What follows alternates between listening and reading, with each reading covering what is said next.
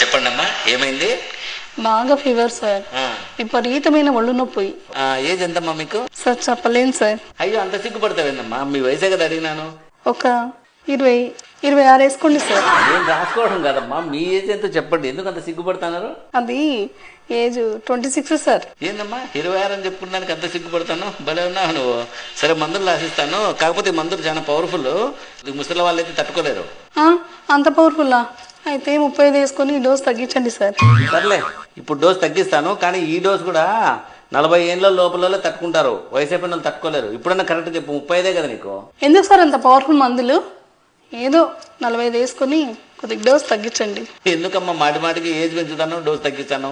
Correct age చెప్పు ఇప్పుడన్నా. Correct sir, last and final 50 రాసుకోండి. ఇంకా అంతకంటే పెంచలేను. రాసిస్తే రాసేయండి, మందులు లేకపోతే లేదు. ఏందమ్మా 50 ఏళ్ళ 26 అని చెప్పి బేరం మొదలు పెడుతుంది. భలే ఉన్నావు. వయసు రాయకండి.